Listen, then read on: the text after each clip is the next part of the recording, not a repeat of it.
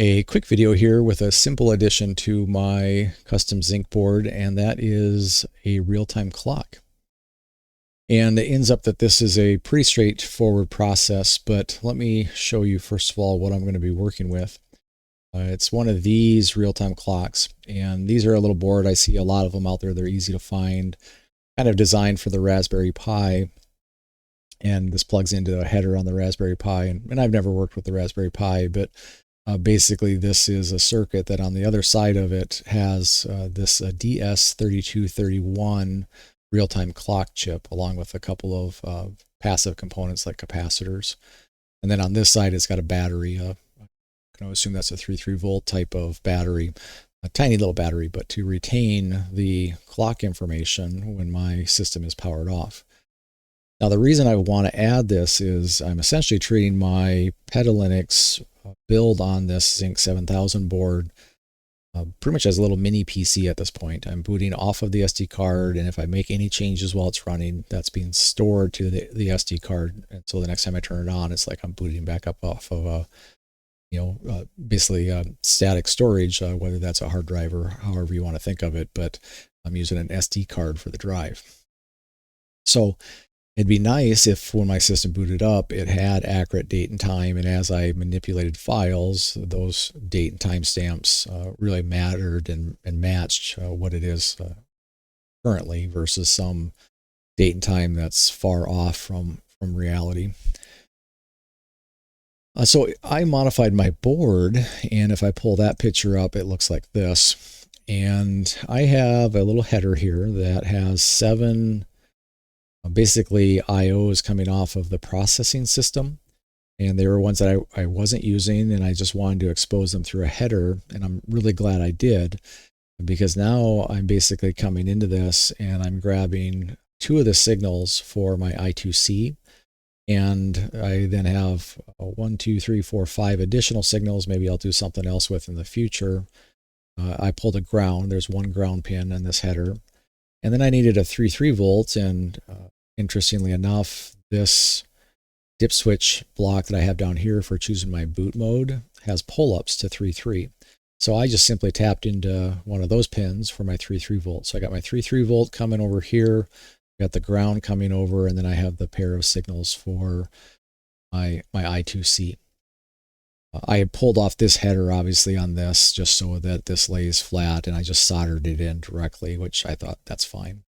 And actually the way these wires are, this, if I looked at it from the side, it's raised up a little bit off the board, so I'm not worried about anything short-circuiting or anything like that. But that's the hardware change that I made.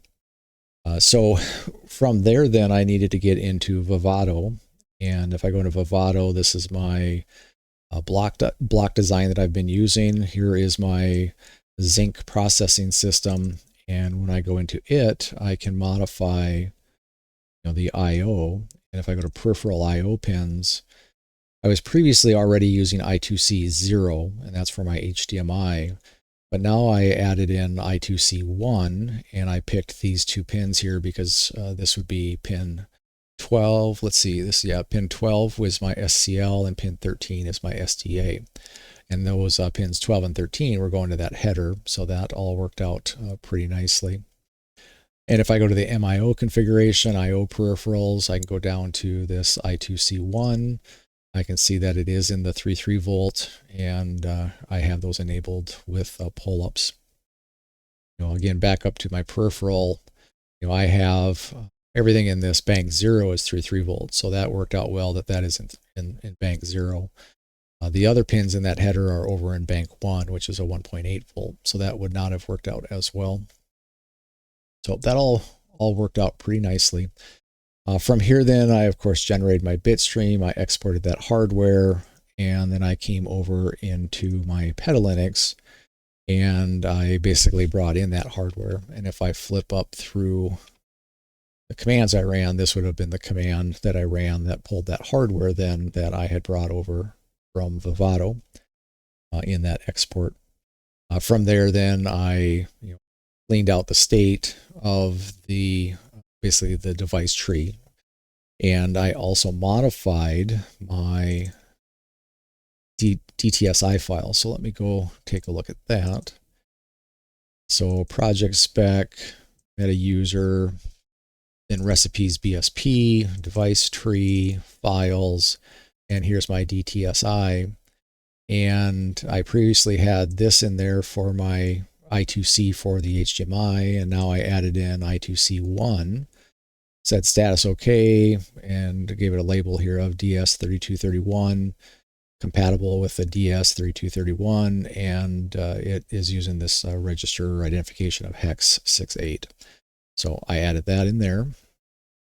Then I had to update my kernel, and so I went in to update my kernel, and I have to add a driver for this real-time clock.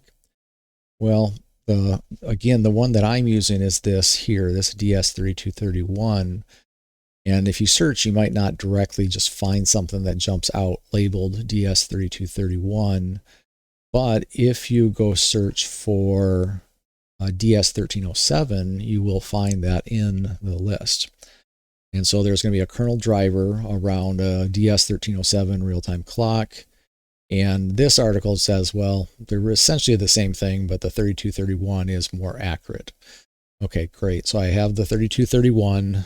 I can go into the kernel configuration. I can add a driver for a 1307 and basically get the driver support for that.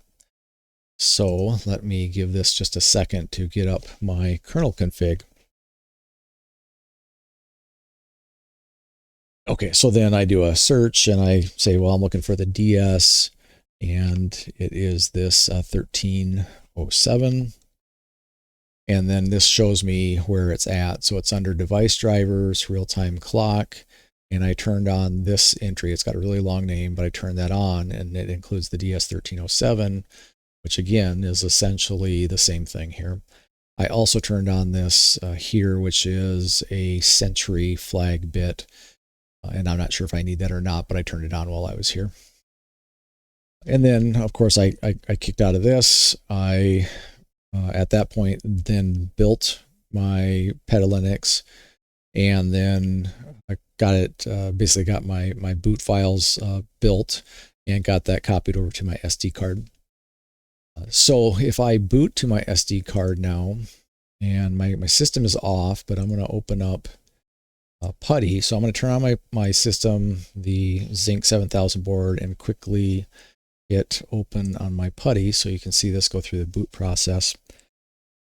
So I'm just going to connect through this USB serial to show this. I could also connect to my HDMI output USB keyboard and do the same thing. So when this comes up, it will automatically log me in, and I'll show you some things to just validate did it load the driver or not. And probably the easiest way, I could scroll through, somewhere up in here, there should be some entries, 2 entries that I'm looking for, but maybe another way to quickly see if those entries are there is to use this demessage. And I'm going to look for RTC.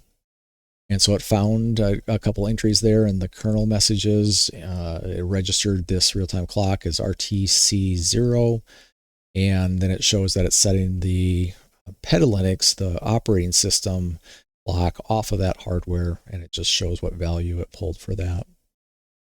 If I go into, and let's say I'll just do a listing. I'll go to dev, and I'll look for RTC anything, and I can see that I also have this listed there as RTC0. So that's good. So it looks like it found it. It pulled the time from it on boot up. I see it under my dev.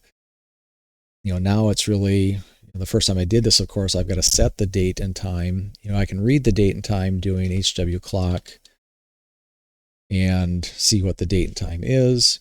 If I have to set it, I would just say date, and then I would set the new date. And it's in the format it uses is month, DD for day, hours, minutes, year, seconds. So you would just put in the actual values there and press enter, and then that would modify that date. And of course, to then get it written out to the real-time clock, you have to do that as an additional step. So the the date here, when I run it with that parameter, it's setting a date in the operating system. But then I believe the next step you got to do is you have to say HW clock, and you have to tell it to write the system date time out to that real-time clock, out to the hardware. And that's how you would write it out. So if I want to, I can kind of compare. Let me just say I read out the date and time. It's 1926, almost 27. This up here is my host computer I'm running from and recording. That's very close in time. But I will, within my board, the connection to it, let me change the system time. So I will say the date is, and today is January 10th. So 0110, I then need to put in an hour. So I'll say military time 19, and I'm going to jump it forward a few minutes. So 1930. And then what year is it? 2025, and I don't care about the seconds.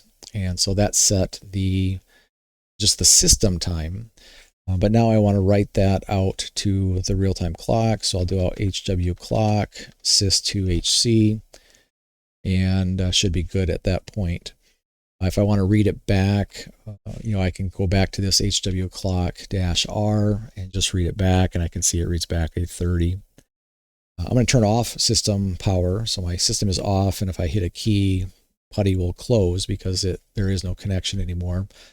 I'm going to turn my power back on and get PuTTY reconnected. And when it's done booting, I just want to validate, did it pull up the new time? Did it remember that time that is, maybe 2 to 3 minutes faster than this host machine up here that I'm working in? So as soon as it gets up, I will simply do an HW clock, and I will read it. And the time is 1931 or 7:31 p.m. So it's a few minutes ahead of that. So that's as I set it. I would prefer it match, so I am going to set it one more time just to the time that I really want it to be, which is to match my host system. So January 10th, 07, add 12 hours to that, 19. And let's see, let's do 29 and 2025, and I don't care about the seconds. And then I'm going to go ahead again and write this out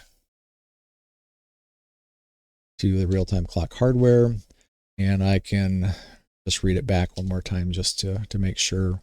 1929 or 729, and that's pretty close to what I've got up here. So all of that seems to be working, and I think that is it. So I picked up the little piece of hardware. I soldered the connections just directly to the board.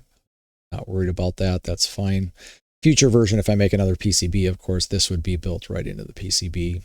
But for now, I'm going to have to just do it with a little separate board. I updated my Vivado block design to basically turn on I2C number 1. And that's using 2 of the pins on that little header on my board. I then added the DS3231 driver. I updated my DTSI just to call out the information for the I2C1.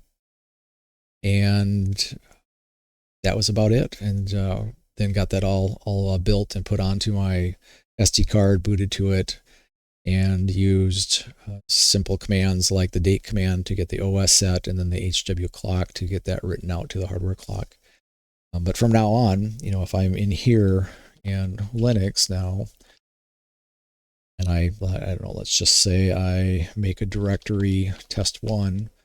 Now, when I do like an ls-l, I can see that happened on January 10th at 7:30. So I have that type of information versus, well, maybe if I go back to, let's see, some of these folders, they're probably going to have a different date and time on them. And they're all dated in 2018. It looks like, minus the dev, it looks like that's 2025, and lost and found 2025. So some of these are 2025, but a lot of these have dates from way back when. So quick video, 15 minutes here, but walks through the steps, just showing you how to pretty easily add a real-time clock to your Zynq-7000 and how to leverage that within PetaLinux.